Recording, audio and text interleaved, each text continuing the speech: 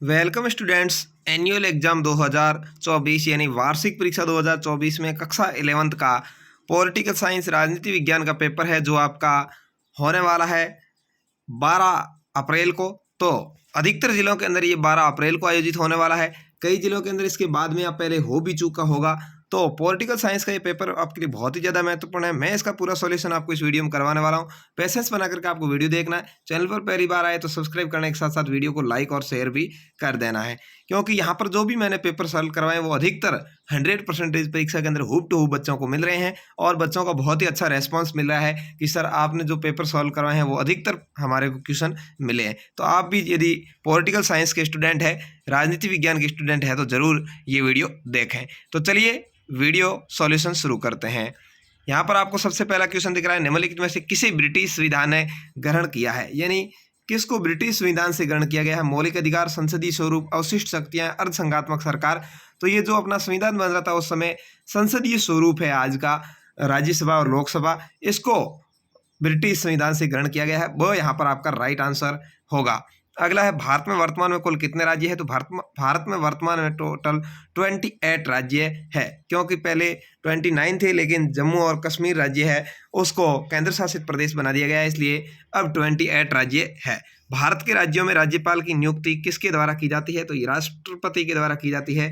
ये यहाँ पर आपका राइट आंसर होगा, प्रेसिडेंट द्वारा, राष्ट्रपति द्वारा। संविधान का कौन सा संशोधन स्थानीय शासन से संबंधित है। तो स्थानीय स्वशासन 74वां संविधान संशोधन है, 2002 में ये लागू हुआ था। ठीक है, 74वां संविधान संशोधन है जिसमें स्थानीय स्वशासन से संबंधित ये है। अगला है, सर्वोच्च न्यायालय ने संविधान की मूल संरचना के सिद्धांत का विकास किया है, किसके मामले में। सज्जन सिंह वाद विवाद में, या गोकुलनाथ विवाद में, या केशवानंद भारती विवाद में, या मिनर्वा मिल विवाद में। तो यहाँ पर आपका सही आंसर है केशवानंद भारती विवाद में। ठीक है, विवाद में है ये, विवाह की जगह स आपका यहाँ पर राइट आंसर होगा 5 क्वेश्चन का। अगला है, भारत के संविधान को अंगीकार किया गया है, यानी कब अपनाया गया, किसके द्वारा। तो भारत के लोगों द्वारा। किसके द्वारा भाई, भारत के लोगों द्वारा इसको अंगीकार किया गया है। दो यहाँ पर आपका राइट आंसर होगा, भारत के संविधान को भारत के लोगों द्वारा ही अंगीकार किया गया है। अगला है, राजनीति ने हमें सांप की कुंडली की तरह जकड़ रखा है, ये कथन किसका है। तो ये महात्मा गांधी ने कहा था। स यहाँ पर आपका राइट आंसर होगा कि हमें राजनीति ने सांप की कुंडली की तरह जकड़ रखा है। धर्मनिरपेक्षता किसका विरोध करती है। स्वतंत्रता का नहीं भाई, समानता का। धार्मिक वर्चस्व का, इनमें से कोई नहीं। हाँ, धार्मिक वर्चस्व का विरोध करती है, वो कहती है कि हमें सभी धर्मों को समान रूप से मानना चाहिए। तो स यहाँ पर आपका राइट आंसर होगा कक्षा क्वेश्चन नंबर 8 में। अगला है, हिरोशिमा और नागासाकी पर अणु बम किसने गिराए थे। तो ये अमेरिका ने गिराए थे। हिरोशिमा और नागासाकी है वो जापान के अंदर है और इस पर अमेरिका ने अणु बम गिरवाए थे 6 और 9 अगस्त 1945 को।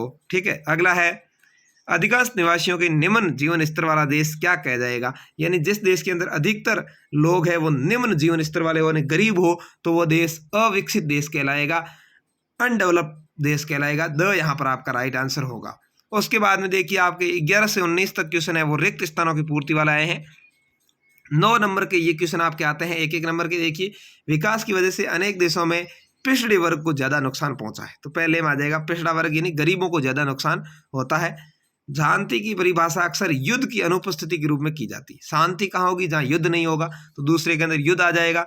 अगर धर्मनिरपेक्षता का सिद्धांत धार्मिक वर्चस्व का विरोध करता है। दुनिया में लोकतंत्र आज भी एक प्रभावी शक्ति है। क्या है, लोकतंत्र। ठीक है, यहाँ पर आपको लोकतंत्र लिखना है। एक अकुशल और भ्रष्ट सरकार लोगों के जीवन और सुरक्षा को खतरे में डाल देती है। खतरा यहाँ पर आपको लिखना है। परिस्थितियों के मद्देनजर संविधान में दिए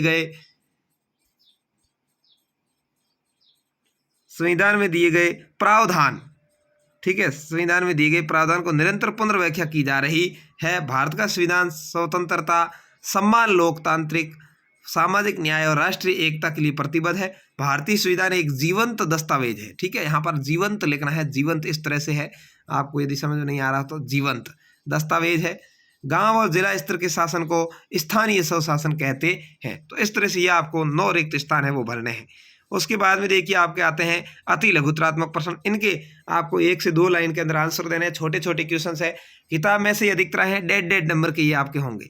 देखिए, मौलिक अधिकारों में संशोधन किसके द्वारा होता है। तो ये होता है भाई संसद के द्वारा। आपको लिखना है मौलिक अधिकारों में संशोधन संसद द्वारा किया जा सकता है। अगला है भारत में संविधान में लिखे किसी एक नीति निर्देशक सिद्धांत का उल्लेख आपको करना है। नीति निर्देशकता तो है वो आयरलैंड से लिए गए हैं और उसके अंदर कौन कौन से हैं वो उसमें से कोई एक आपको यहाँ पर लिखना होगा। संसद के किन्हीं दो कार्यों का उल्लेख करना है। तो संसद है वो संविधान संशोधन का काम करती है और कोई भी कानून कायदा हो उसको लागू करने का काम करती है, नियम बनाने का काम करती है। निजी विधेयक किसे कहते हैं? तो यहाँ पर आपको निजी विधेयक के बारे में 2 लाइन लिखनी है। जनहित याचिका क्या है? ऐसी याचिका जो किसी दूसरे व्यक्ति के द्वारा अन्य लोगों की भलाई के लिए लगाई जाती है उसको जनहित याचिका कहते हैं। इसके बारे में आपको लिखना है। 1.5 नंबर का क्वेश्चन है। न्यायपालिका की कौन सी नई भूमिका न्यायिक सक्रियता के नाम से लोकप्रिय है? आपको 1.5 नंबर का क्वेश्चन है, उत्तर लिखना है। ये सारे आपकी किताब में, इसलिए ज़्यादा आपका समय नहीं लेते हुए मैं आपको केवल क्वेश्चन दिखाऊंगा। ये वेरी इंपॉर्टेंट क्वेश्चन है, आप जरूर इनको पढ़ करके जाएंगे तो एग्जाम के अंदर आपको बहुत ही अच्छे नंबर मिलेंगे। नागरिक की परिभाषा किस रूप में की गई है? नागरिक किसको कहते हैं? जो जन्म से कम 10 वर्ष से भारत के अंदर रहता है और जिसके अंदर भारतीय नागरिकता का प्रमाण पत्र हो वही भारतीय नागरिक कहलाएगा। भारत की नागरिकता किस प्रकार की है आपको लिखना है। तो भारत की नागरिकता एकल नागरिकता है भाई, केवल एक देश के अंदर कहीं भी रहता है तो उसके पास में एक ही नागरिकता का प्रमाण पत्र है, अलग अलग राज्य का अलग अलग नहीं है, उसको एकल नागरिकता कहते हैं। शांति लगातार बहुमूल्य क्यों बनी हुई है आपको लिखना है। अविकसित और विकासशील देशों से क्या आशय लिखना है। अविकसित देश वह देश होते हैं जिसके अंदर गरीबी रेखा से नीचे जीवन यापन करने वाले बहुत सारे लोग होते हैं और वहाँ पर जो भौतिक सुविधाएं हैं वो उनकी बहुत कमी होती है। और विकासशील देश वो होते हैं जो लगातार प्रगति के पथ पर है और अपनी भौतिक सुविधाओं और जनता की सुविधाओं के अंदर लगातार वृद्धि का प्रयास करते हैं, वो विकासशील देश हो गए जैसे भारत। अगला है भारतीय संविधान की कोई 2 आलोचना लिखनी है, वो किस प्रकार से गलत है और संविधान के किस अनुच्छेद में संशोधन विधि का वर्णन किया गया वो लिखना है। उसके बाद लघुत्रात्मक क्वेश्चन आ जाएंगे जिसमें आपको 4 से 5 लाइन लिखनी होगी। सार्वभौमिक मताधिकार से क्या मतलब है आपको लिखना है। सार्वभौमिक मताधिकार वह है जिसमें सभी को समान रूप से 18 वर्ष का होने पर मत देने का अधिकार होता है, भले ही वो महिला हो, पुरुष हो, किसी भी जाति धर्म आदि का हो या तृतीय लिंगी हो। भारत के राष्ट्रपति को पद से हटाने का क्या तरीका आपको लिखना है।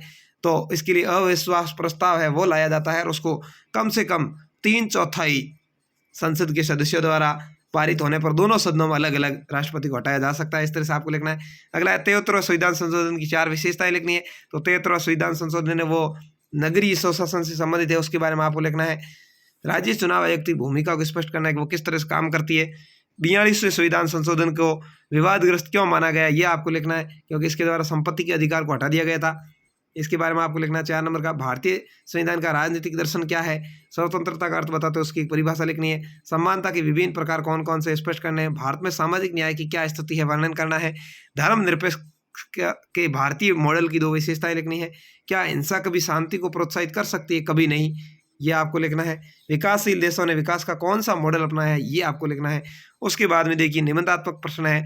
विकास की अवधारणा से आप क्या समझते हैं अथवा भारतीय संविधान की क्या आलोचना की गई उसकी प्रमुख सीमाओं को स्पष्ट करना है। 5 नंबर का अथवा में दोनों में से कोई ये करना है।